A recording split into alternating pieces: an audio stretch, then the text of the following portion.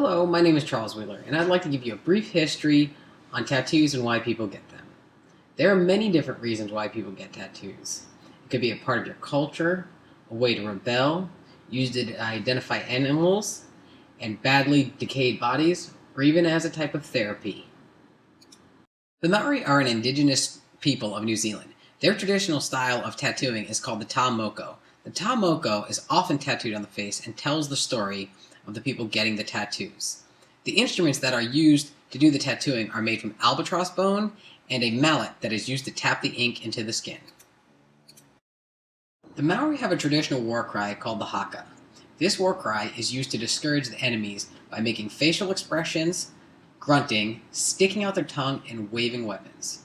What would be more terrifying than a bunch of face-tattooed warriors brandishing weapons? Tattooing in Japan has been around since about 10,000 BC. However, after the Edo period, tattooing became outlawed because it was associated with the Yakuza. However, in 1948, it became legal again. Japanese tattooing is done with a bamboo stick and a bunch of needles wrapped around the end. During World War II, tattoos were used at Auschwitz as a way of identifying prisoners. Originally, the SS would mark prisoners with a serial number across their chest in indelible ink. This became difficult because the prisoners' clothing was removed when they died or were executed. This forced the SS to change their ways. The Navy is credited for introducing tattoos in the U.S. military. In the early 1900s, sailors would return from overseas, often displaying the tattoos from the cultures where they were stationed. Norman Collins, also known as Sailor Jerry, is a well-known for tattooing sailors. I have a Sailor Jerry-style pinup girl on my right calf. Tattooed in prison was a way for prisoners to show what organization or gang they were affiliated with. However, tattooing in prison is illegal in the United States. Inmates would make instruments for tattooing out of mechanical pencils, magnets, radio transistors, and guitar strings. The actual tattoo ink is also made from pen ink. The public thinks of bikers. They usually think of the dirty leather-wearing tattooed one-percenter, but in reality, a biker is probably an upstanding citizen. Biker tattoos are usually large, going from the shoulder down to the wrist.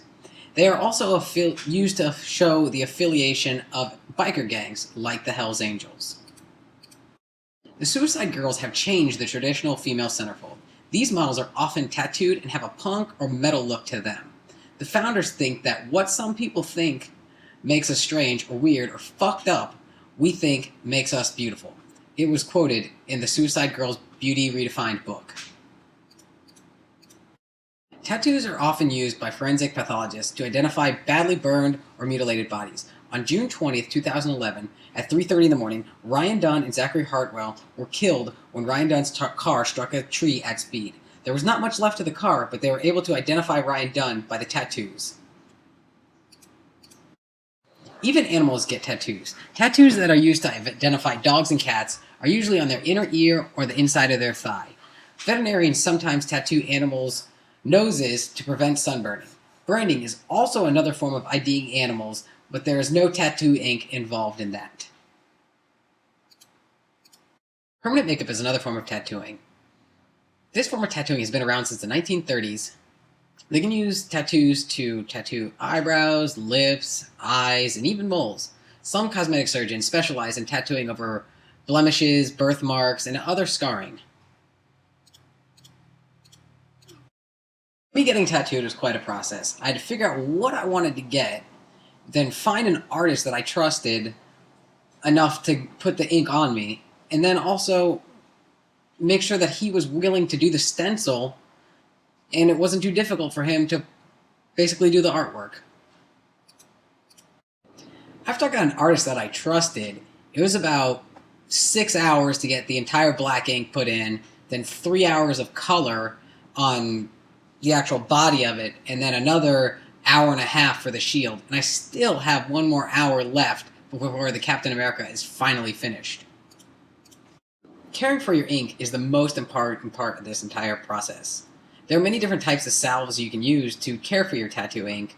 I use Aquaphor, but the biggest advice I can give to anybody is keep your tattoos out of the sun. Don't let them get sunburned, and don't let the color fade out. Sometimes people regret the tattoos that they get put on their body. Eric Harper's got paid $15,000 to get the Mitt Romney logo tattooed on the side of his face. A lot of people with job stopper tattoos across their knuckles end up getting them removed later on because they do exactly what they say. You cannot find a job with them. There are ways to partially or fully remove a tattoo. There's dermabrasion and laser tattoo removal. Also, there is a wrecking bomb fading system that is used to basically fade the tattoo until you really can't see it anymore. Eric Hartsberg has decided to remove his Mitt Romney logo face tattoo. Today, tattoos are much more common and they are becoming a part of pop culture. About 15% of adult Americans have tattoos, and shows like LA Ink and Ink Master have gotten rid of the stigma that surrounds tattoos. Mattel has even released a Barbie that has tattoos all over, even her neck. My first tattoo when I was 18, and I've had a love for it ever since. I've got over 50 right now, and I just enjoy going into the shop and talking with the artist, and the endorphin rush that it gives me is amazing. It's just a way of therapy for me, and I plan on sleeving my left leg. I'm not sure if I'm going to sleeve my left arm, though. It took me about 2 years and thousands of dollars to finish my video game sleeve, and people thought I was crazy for doing it. But it was a passion of mine, and it paid off because I was featured on Kotaku, and about 40,000 people saw my tattoo, and I'm quite proud of it.